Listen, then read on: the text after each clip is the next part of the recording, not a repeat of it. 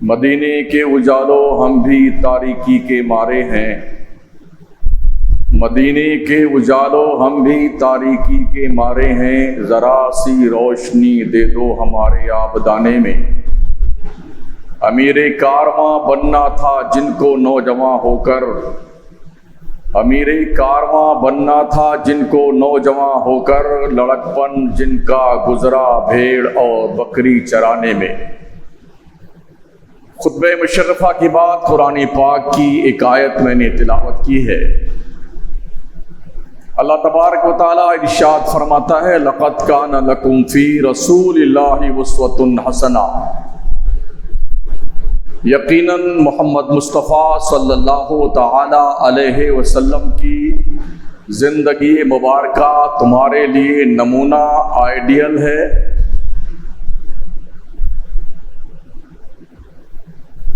اللہ کریم نے پوری دنیا کے انسانوں کو زندگی کیسے جینا ہے، کس کو دیکھ کر کے زندگی جینا ہے، اس ذات کا اللہ نے پتہ بتایا ہے۔ وہ ذات حضرت محمد مصطفیٰ صلی اللہ تعالی علیہ وسلم کی ہے۔ جتنی بھی مخلوق اللہ تعالیٰ نے پیدا کی ہیں، ہر مخلوق اپنے زندگی جینے میں دوسروں کی مقلد ہے۔ بچے اپنے ماں باپ، بھائی بہن، معاشرہ، سوسائٹی اور حالات زمانہ کو دیکھ کر کے سیکھتے ہیں، اس کا کوئی انکار نہیں کر سکتا ہے۔ ہر گھر کی یہ داستان ہے۔ بچے جب 2-3 مہینے کے ہو جاتے ہیں تو جب بھی کوئی آدمی ان کو پکارتا ہے، سامنے بولتا ہے، تو بچے اس کے بولنے کے انداز کو کیئر کرتے ہیں۔ یہ بالکل 2-4 کی طرح ہے۔ ہونٹ کیسے ہلایا جاتا ہے، بچے اپنے بڑوں سے سیکھتے ہیں۔ کوئی چیز پکڑی کیسے جاتی ہے، بچے اپنے بڑوں سے سیکھتے ہیں۔ بولا کیسے جاتا ہے، بچے اپنے بڑوں سے سیکھتے ہیں۔ کھانا کھایا کیسے جاتا ہے، یہ بھی بچے سیکھتے اپنے بڑوں سے۔ زندگی جی کیسے جی جاتی ہے، بچے اپنے بڑوں سے ہی سیکھتے ہیں۔ اس لیے بڑوں کی بڑی ذمہ داریاں ہیں، کیونکہ آپ اپنے چھوٹوں کے لیے روڈ میپ ہیں، آپ نمونہ ہیں۔ بچے آپ کو دیکھ کر کے بگڑ بھی سکتے ہیں اور بن بھی سکتے ہیں۔ اس لیے بڑوں کی بڑی ذمہ داری ہے کہ وہ ٹھیک رہیں تاکہ آنے والی نسلیں ٹھیک رہیں۔ آج زیادہ بگاڑ اسی لیے ہے کہ نہ بڑے اپنی ذمہ داری سمجھتے ہیں اور نہ چھوٹے اپنی ذمہ داری سمجھتے ہیں۔ اور یہ بالکل پرفیکٹ ہے، جیسے بڑے ہوتے ہیں اسی ڈھنگ اور اسی رنگ پہ چھوٹے بھی ہوتے ہیں۔ پیارے آقا صلی اللہ تعالی علیہ وسلم کے پیارے دیوانوں، مخلوق پیدائشی اعتبار سے مقلد پیدا کی گئی ہے، پھر بھی دنیا کے نقشے میں بہت سارے غیر مقلد پائے جاتے ہیں جو یہ کہتے ہیں کہ ہمیں تقلید کی کوئی ضرورت نہیں۔ یہ دنیا کا 8واں عجوبہ ہے۔ کھانے میں، جینے میں، سونے میں، جاگنے میں، چلنے میں، پھرنے میں، اٹھنے میں، بیٹھنے میں، سفر میں، حضر میں، خلوت میں، جلوت میں، ہر شخص، ہر بچہ اپنے بڑوں کا مقلد ہے، ان کا محتاج ہے۔ تو دین بغیر سیکھے اور بغیر تقلید کے آ جائے، یہ غیر مقلد کی سمجھ میں نہیں آتا ہے۔ بولنے نہیں، ہم تو غیر مقلد ہیں، ہم کسی امام کی پیروی نہیں کرتے۔ جب دنیا کا کام آپ بغیر مقلد بنے سیکھ نہیں سکتے ہیں تو دین کا کام بغیر مقلد بنے آپ سیکھ سکتے ہیں۔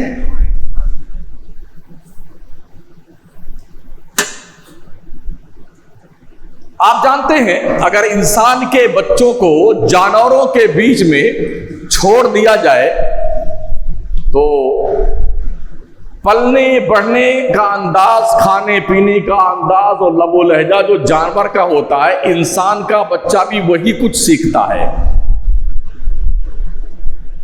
بچے اپنے حالات کو کریٹ ہمارے ہوتے ہیں نا، جو ہم بناتے ہیں، ہم اپنا ماحول جو ہوتا ہے نا، جہاں رہتا ہے بچہ وہ اپنے گرد و پیش کا، آگے پیچھے کا، اوپر نیچے کا، یہی دیکھ کر کے سب چیز سیکھتا ہے۔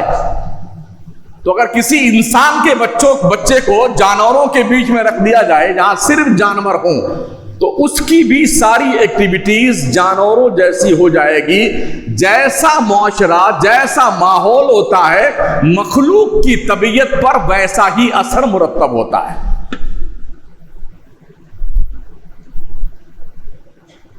جانور بھی تقلید کرنے میں ایک دوسرے کا محتاج ہے، جس طرح سے انسان بھی محتاج ہے، ایسے جانور بھی اپنے ماحول کو دیکھ کر کے اپنے عادات بناتا اور بگاڑتا ہے۔ ایک جنس کے جانور کو اگر دوسرے جنس کے جانور کے بیچ میں چھوڑ دیا جائے تو یاد رکھیں وہ بھی اپنے جنس کی ساری ایکٹیویٹیز بھول جاتا۔ حضرت مولانا روم فرماتے ہیں کہ ایک شخص نے ایک شیر کے بچے کو بچپن میں ہی پکڑ لیا۔ پکڑنے والا گلریا تھا، اس کے پاس کئی سو بھیڑ اور بکریاں تھیں جس کو چرایا کرتا تھا۔ اس نے شیر کے بچے کو لا کر کے جہاں اس بھیڑ بکریوں کے ریوڑ میں ڈال دیا، تو شیر کا بچہ یہ بھول ہی گیا کہ میں شیر ہوں اور شیر کا بچہ ہوں۔ جیسے بکریاں میں کرتی ویسے وہ بھی میں کرتا، جیسے وہ چلتی ویسے وہ چلتا، منڈی جھکائے ہوئے، سرنڈر کیے ہوئے اپنے آپ کو۔ جب وہ جوان ہو گیا شیر کا بچہ، ایک دن ندی کے کنارے بکریوں کو لے کر کے پھر پانی پلانے کے لیے وہ گلریا گیا، اور ساری بکریاں، وہ شیر کا بچہ بھی جب پانی پینے لگے ندی کے اندر، تو اپوزٹ سائڈ میں کنارے ایک شیر تھا جو کھڑا ہوا، وہ دیکھ رہا ہے اس طرف کے شیر کو جو بکریوں کے بیچ میں آرام فرما ہے اور خیریت سے کھڑا ہوا ہے۔ تو اس نے وہاں سے زور سے دہاڑ لگائی شیر نے، تو اس نے جو ہے سر اٹھا کے دیکھا، شیر کے بچے نے جو بکریوں کے ریوڑ میں تھا، تو اس نے اپنی زبان میں کچھ کہا ہوگا نوجوان شیر نے سامنے والے۔ اس نے شیر نے پانی میں اپنی شکل دیکھا، پھر سامنے والے شیر کی شکل دیکھا، پھر بکریوں کو دیکھا، تو اس نے کہا یار میں تو اس برادری کا نہیں ہوں، میں اس کمپنی کا نہیں ہوں جس کمپنی میں ہم کو رکھا گیا ہے۔ ہماری شکل تو اس شیر سے ملتی جلتی ہے۔ جس وقت اسے یہ احساس ہوا کہ میں شیر کا بچہ ہوں، ایک گھنٹے میں 2-3 بکریوں کا شکار کر لیا اس نے۔ کیا پتا چلا اگر شیر کو بھی بکریوں کے ریوڑ میں رکھ دیا جائے تو شیر بھی بکریوں کے طور پر ان کے ماحول میں رہ کر کے ان کا ہی مقلد بن جاتا ہے، اور جیسے وہ کھاتی پیتی چلتی پھرتی ہیں اور بولتی چالتی ہیں ویسے وہ شیر بھی ہو جاتا ہے۔ ہم بھی شاید ایسے ہی ماحول میں پروان چڑھے ہیں۔ ہم اپنی اوقات بھول گئے کہ ہم کبھی کیسر و کسریٰ کے بادشاہ تھے۔ ہم یہ بھول گئے کبھی ہم 800 سال حکومت اکھنڈ بھارت پہ کیے تھے۔ ہم یہ بھول گئے ہم کبھی 1000 سال تک یونان کی سرزمین پر اسلام کا جھنڈا گاڑے ہوئے تھے۔ ہم یہ بھول گئے کہ ملک روم، ملک شام اور ساری دنیا کو ہم نے رونق کے رکھا تھا، یہ بھول گئے۔ اور جب سے ہم یہ بھولے ہیں نا تو بس جیسے بکریوں کے ریوڑ میں رہنے والا شیر کا بچہ بھی بکری بن گیا، ایسے بھی ہم بھی بکری بن گئے ہیں۔ ہم بھی بھول گئے اس بات کو۔ ایسے ہی ایک بادشاہ کے شہزادے کو بادشاہ نے کہا کہ اس کو عورتوں کے بیچ میں پرورش کے لیے چھوڑ دیا جائے۔ ٹھیک ہے صاحب، اس شہزادے کی پرورش عورتوں کے بیچ ہونے لگی، تو جیسے عورتیں ہاتھ ہلاتی ہیں، سر ہلاتی ہیں، بولنے کا جو ان کا انداز، اسی ڈھنگ سے، اسی رنگ ترنگ میں وہ شہزادہ بھی پروان چڑھا۔ اتفاق ایک دن سانپ نکل آیا گھر میں، تو ساری عورتیں زور سے چلائیں، ارے کسی مرد کو بلاؤ، کسی مرد کو بلاؤ۔ تو وہ شہزادے مہودے بھی یہی چلائے، کسی مرد کو بلاؤ، کسی مرد کو بلاؤ۔ تو عورتوں نے کہا جناب آپ بھی تو مرد ہیں، آپ ہی ہمت کر لیجیے سانپ کو مارنے کے لیے۔ تو اس نے کہا کیا میں مرد ہو گیا؟ تو آدمی جس ماحول میں رہتا ہے اپنی حقیقت بھول جاتا ہے۔ ہمیں بھی اپنی حقیقت کو پہچاننا ہوگا کہ ہم کیا تھے اور کیا ہو گئے ہیں، ہمیں کیا کرنا چاہیے، ہم کر کیا رہے ہیں۔ جب تک ہمارا یہ احساس بیدار نہ ہوگا تب تک اسی شہزادے کی طرح عورتوں کی ایکٹیویٹیز پہ عمل ہوتا رہے گا، یا اس شیر کے بچے کی طرح بھیڑ اور بکریوں کے ریوڑ میں رہ کر کے ہم میں کرتے رہیں گے۔ پہچانیے اپنے آپ کو۔ پیارے نبی صلی اللہ تعالی علیہ وسلم کی حیات طیبہ قیامت تک کے انسانوں کے لیے نمونہ بنائی گئی۔ نمونہ وہ بنتا ہے جس کا بچپن، جوانی، بڑھاپا، سفر، ہزار، خلوت، جلوت، کھانا پینا، اٹھنا بیٹھنا، چلنا پھرنا، سونا جاگنا، مسجد، مدرسہ، گھر، بازار، بول چال، بیویوں کے ساتھ، بچوں کے ساتھ، بوڑھوں کے ساتھ، حاکموں کے ساتھ، غلاموں اور خادموں کے ساتھ پیار و محبت اور انسانیت کا بہتر سلوک ہوتا ہے، اس کی زندگی دنیا کے لیے نمونہ بنتی ہے۔ اور اللہ نے اپنے محبوب کو پوری کائنات کے لیے نمونہ بنا کر بھیجا۔ لقد کان لکم فی رسول اللہ اسوۃ حسنہ۔ او دنیا کے لوگوں، اگر تم زندگی کے کسی بھی شعبہ میں ڈائریکشن چاہتے ہو کہ کیسے اس شعبہ میں زندگی گزاری جائے، تو محمد مصطفیٰ صلی اللہ علیہ وسلم سے بڑھ کر کے کسی بھی شعبہ میں تمہاری رہنمائی کرتا ہوا کوئی دوسرا نظر نہیں آئے گا۔ ہمارے نبی کی سیرت کے بے شمار پہلو ہیں، اور ہر پہلو اتنا جاذب نظر ہے، اتنا دلکش ہے، اتنا پرکشش ہے کہ آپ پوری دنیا میں مثال ڈھونڈ آئیے نا، کوئی مثال نہیں ملے گی۔ جبریل نے کہا تھا نا، آفاقہ گردیدام سیر بتا ورزیدام بسیار خوبا دیدام لیکن تو چیزیں دیگری۔ آقا نے پوچھا تھا جبریل سے، جبریل تم نے تو سارے نبیوں کی زندگی کا جائزہ لیا ہے نا، ہم سے پہلے جتنے بھی نبی رسول آئے سب کو دیکھا ہے تم نے، پیغام لے کے گئے ہیں، سب کی امتوں کو دیکھا ہے، سب کے حالات تم نے دیکھے ہیں، بتاؤ جبریل کیا محمد جیسا بھی کسی کو تم نے دیکھا؟ تو جبریل نے کیا کہا تھا، یا رسول اللہ میں نے زمین و آسمان کے طبق کو الٹ پلٹ کر دیکھا، آفاقہ گردیدام سیر بتا ورزیدام، جتنے بھی محبوب دنیا میں آئے سب کو دیکھا ہے، بسیار خوبا دیدام، حضور ہم نے بہت سارے اچھوں کو دیکھا ہے، لیکن تو چیزیں دیگری، سرکار آپ جیسا ہم نے کوئی دوسرا نہیں دیکھا ہے۔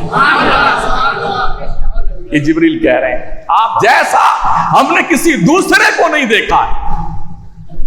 جس کو بریلی کے تاجدار امام عشق و محبت امام احمد رضا یوں عرض کرتے ہیں، یہی بولے سدرا والے، چمنے جہاں کے تھالے سبھی میں نے چھان ڈالے، تیرے پائے کا نہ پایا، تجھے یک نے یک بنایا، تجھے حمد ہے خدایا۔ سرکار ہم نے ساری دنیا دیکھا ہے، سارا زمانہ دیکھا ہے، سب کچھ دیکھا ہے، لیکن حضور ہم اخیر میں یہی کہتے ہیں، سب کچھ چھاننے کے بعد پتہ یہ چلا آپ کے پائے نا، جو پیر شریف ہے نا، اس کا بھی جواب مجھے نہیں ملا۔ چہرے کا جواب دنیا کہاں سے لے کے آئے؟ آپ کے پائے ناز کا جواب ہم نے نہیں دیکھا۔ ہمارے آقا صلی اللہ تعالی علیہ وسلم کا بچپن بے مثال، جوانی بے مثال، تجارت کی زندگی بے مثال، سادگی پسند، سپہ سالار، رحم دل فاتح، صاحب درد مبلغ، مزاج شناس، معلم، عابد شب زندہ دار، اعلیٰ اخلاق کا مالک، بے مثال خطیب، بیواؤں یتیموں کمزوروں لاوارث اور پریشان حالوں کا غمگسار، مخلص دوست، خوش مزاج، بہترین شوہر، سیرت و کردار کا مالک، ہر پہلو اپنے اندر ایک سمندر سمیٹے ہوئے ہے حضور کا۔ کبھی ہم پڑھتے بھی ہیں حضور کو، فرصت ہی نہیں نا۔ آپ کبھی ایک ٹاپک لیجئے، آپ کتاب اٹھائیے، سب سے پہلے حضور کے بچپن کا مطالعہ کیجئے، عنفوان شباب کا مطالعہ کیجئے، जवानी का मुताला कीजिए, शादी हो जाने के वक्त का मुताला कीजिए, बीवियों के साथ रहने और जिंदगी गुजारने का मुताला कीजिए, तिजारत के माहौल में मुताला कीजिए, मस्जिद नबवी के मुसल्ले इमामत पर इमाम की हैसियत से जिंदगी गुजारने का मुताला कीजिए, एक हाकिम होने की हैसियत से मुताला कीजिए, मुस्तफा करीम के आला अखलाक का मुताला कीजिए, हुजूर का रवैया अपनों में कैसा था, गैरों में कैसा था, इसका मुताला कीजिए। हुजूर ने दूसरे ममालिक के बादशाहों ने को जो खतूत लिखे उसका मुताला कीजिए। दुश्मन सामने आया है तो हुजूर ने क्या किरदार पेश किया है उसका मुताला कीजिए। पड़ोसियों के साथ सरकार ने क्या सलूक किया उसका मुताला कीजिए। इंसाफ हुजूर ने कैसे किया है उसका मुताला कीजिए। और दौलत की रेल पेल हो जाने के बाद भी फिक्र फाका की जिंदगी गुजारते हुए दुनिया से चले जाने का यह भी माशाअल्लाह जो खूबसूरत मोड़ है जिंदगी का, आखिरी मोड़, इसका मुताला कीजिए। आपको पता चलेगा कि लाऊं कहां से ऐसा कि तुझसा कहूं जिसे। किसी फील्ड में हुजूर जैसा कोई दूसरा नहीं। हमें से कितने लोग ऐसे हैं जिन्होंने हुजूर का बचपन पढ़ा है, हुजूर की जवानी पढ़ी है, हुजूर का बुढ़ापा पढ़ा है, शादी ब्याह की जिंदगी को पढ़ा है, अदलो इंसाफ के माहौल को जांचा परखा है, तिजारत कैसे की जाती है। किसी ने क्या हुजूर के तिजारत के अंदाज को कभी पढ़ने की कोशिश की है? इसीलिए जिंदगी के हर मैदान में हम बिल्कुल फेल हैं। ना हमें तिजारत आती है, ना हमारा बचपन ठीक है, न जवानी ठीक है, न बुढ़ापा ठीक है। शादी ब्याह के माहौल में भी हम अपने घर में ढंग के शौहर नहीं है, अपनी बीवी के, अपने बच्चों के ढंग के बाप नहीं हो। कोई पोस्ट मिल जाए तो कैसे रहना चाहिए इसका भी हमें शऊर नहीं है। इसलिए कि हमने नबी की जिंदगी का मुताला नहीं किया है। इसीलिए जिंदगी के हर मैदान में मुसलमान बिल्कुल 100% फेल है। ओ दुनिया के नचनियों की हिस्ट्री पढ़ने वालों, दुनिया के गवैयों की जिंदगी पढ़ने वालों, दुनिया की वेश्या औरतों की हिस्ट्री पढ़ने वालों, दुनिया के अंदर अपने अक्ल के घोड़े दौड़ाने वाले दानिश्वरों का जुमला और उनका लेक्चर पढ़ने वालों, कभी मुस्तफा की हयात तैयबा का मुताला करके देखो, पढ़ो अपने नबी को। जिस नबी की जिंदगी आफताब व माहताब को शर्माती है, जिसकी गवाही अपने नहीं बेगाने देते हैं, जिसके किरदार की पाकीज़गी और तहारत का खुतबा गैर पढ़ते हैं, अपने पढ़े तो क्या कमाल की बात है। पढ़िए अपने नबी को। झूठ, फरेब, मक्र, दगा, धोखा, खा लेना किसी का माल लेके, हड़प जाना, कर्जा लेके खा जाना, कर्जा वापस न करना, गालियां बकना, चुगलियां करना, किसी के सिखाए पढ़ाए में आकर किसी से लड़ जाना, भिड़ जाना, किसी की को गाली दे देना, चुगलखोरी कर देना, माल पर धावा बोल देना, लठियां चला लेना, ये तो हम सबको आता है। मगर ये किरदार है मुस्तफा नहीं है, ये जंगलियों का किरदार है, ये बेगैरतों का किरदार है, ये इस्लाम दुश्मनों का किरदार है। हम मुसलमानों ने इस्लाम दुश्मनों के किरदार को एक्सेप्ट करके अपनी जिंदगी में उसे नाफिज किया है। जब तक मुसलमान अपने नबी को आइडियल मानता रहा, तब तक दुनिया के 3 बर्रे आजम पर मुसलमान हाकिम बन के रहा।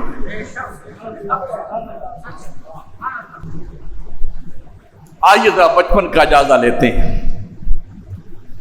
हमने आपने बहुत सारे बच्चों को देखा है जिनका बचपन बहुत बुरा होता है, मगर जवानी काबिल रश्क हो जाती है। बास नौजवानों की जवानी आवारा गर्दी में गुजरती है, बुढ़ापे में लाइन में आ जाते हैं।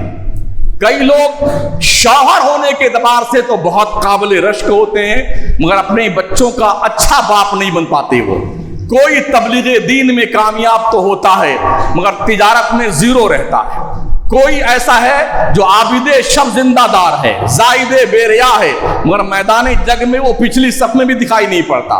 بہت سارے ایسے لوگ آپ کو ملیں گے جو میدان خطابت کے شہسوار ہیں، مگر جب تعلیم و تربیت کی بات آتی ہے، مسند درس و تدریس پہ بیٹھنا پڑتا ہے تو انہیں دن کے اندر 12 بجے تارے دکھائی پڑتے ہیں۔ بہت سارے قابل مدرسین جو فقہ کے امام ہیں، تفسیر کے امام ہیں، حدیث کے امام ہیں، منطق و فلسفہ 24 گھنٹہ بغارتے رہتے ہیں، جو علم و فضل فصاحت و بلاغت کے گوہر لٹاتے ہیں، لیکن جب انہیں تقریر کرنے کے لیے کھڑا کر دیجئے تو ان کی ٹانگیں کانپنے لگتی ہیں،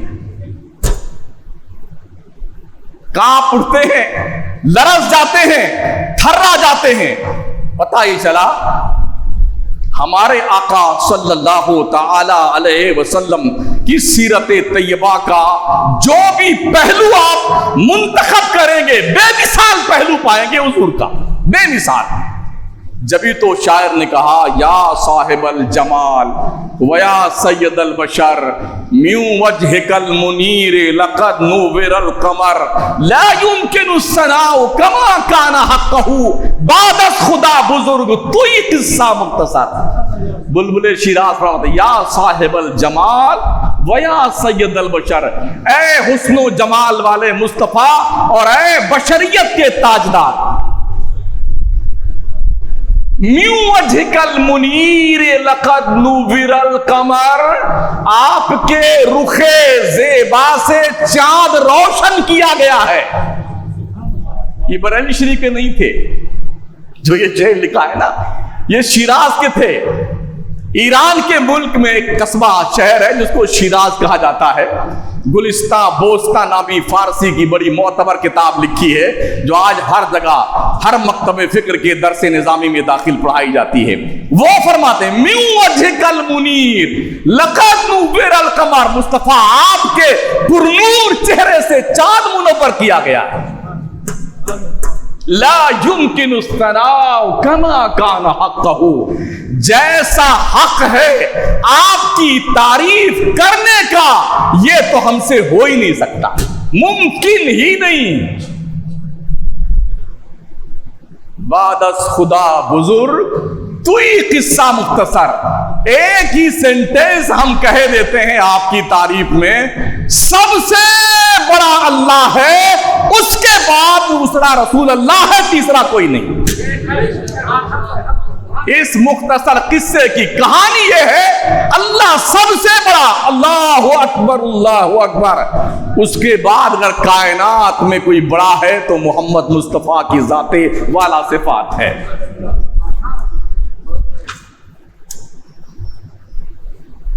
اللہ اللہ۔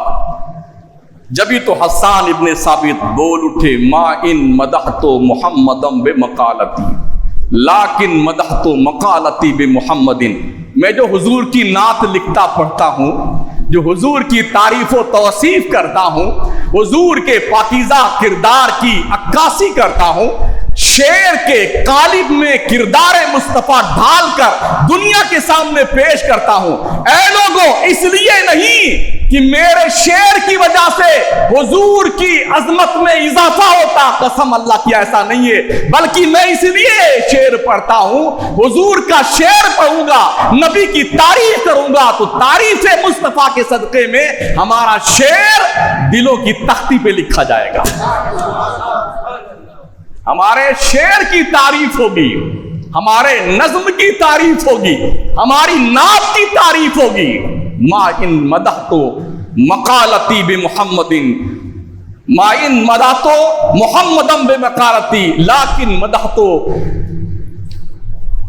مقالتی بمحمد، لوگوں ہم نے نعت مصطفیٰ اس لیے نہیں کہی ہے کہ میری نعت سے حضور کی عزت و رفعت میں اضافہ ہوگا، بلکہ اس لیے کہی ہے کہ حضور کی نعت لکھنے سے میری نعت کی عزت میں دوبالگی پیدا ہو جائے گی، حسن پیدا ہو جائے گا، اور لوگ دلوں کی تختی پہ ہماری نعت لکھا کریں گے۔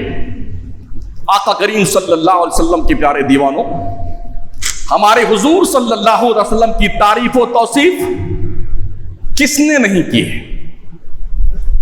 کم و بیش 1,24,000 صحابہ نے کی، نیچے آئیے، تابعین نے، تبع تابعین نے، بزرگان دین نے، ائمہ مجتہدین نے، غوث نے، قطب نے، قلندر نے، خواجہ نے، عبد الرحمن جامی نے، امام احمد رضا نے، کون کون ہے؟ اوپر جائیے، حضرت عمر، حضرت ابو بکر، حضرت عثمان، مولا علی، فاطمہ زہرا، اور اوپر جائیے کعب ابن احبار جو کبھی یہودی تھے بعد میں مسلمان بنے، انہوں نے نعتیں سرکار کی لکھی۔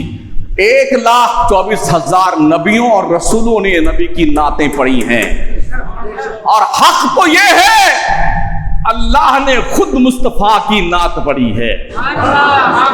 اے رضا خود صاحب قرآن ہے مداح حضور، تجھ سے پھر ممکن ہے، تجھ سے کب ممکن ہے پھر مدحت رسول اللہ کی؟ جب اللہ ہی ثنا خوان مصطفیٰ ہے تو تیری نعت، تیرا پڑھا ہوا خطبہ حضور کا اللہ کے سامنے اس کا کیا مقام ہے؟ اتنا بڑا رب جو کائنات کو جس نے پیدا کیا، وہ رب خود اپنے محبوب کا خطبہ پڑھتا ہے۔ قرآن کیا ہے؟ اما عائشہ سے پوچھا تھا کسی صحابی نے، حضور کی تعریف و توصیف بیان کیجئے۔ اما عائشہ فرماتی ہیں کانا خلقہ القرآن، اے مخاطب کیا تو نے قرآن نہیں پڑھا ہے؟ اللہ کا کلام پڑھتا جا، نبی کی نعت تیری سمجھ میں آتی جائے گی۔ علامہ نظمی میاں رحمۃ اللہ علیہ فرماتے ہیں آغاز سے اخیر تک قرآن ہے نعت مصطفیٰ، محبوب کے بیان کا کیسا انوکھا ڈھنگ ہے۔ خود اللہ جس نبی کی تعریف کرے اور یوں فرمائے لولا محمد ما خلقتک، او عیسیٰ اگر محمد کو پیدا کرنا نہ ہوتا تجھے بھی نہیں پیدا کرتا۔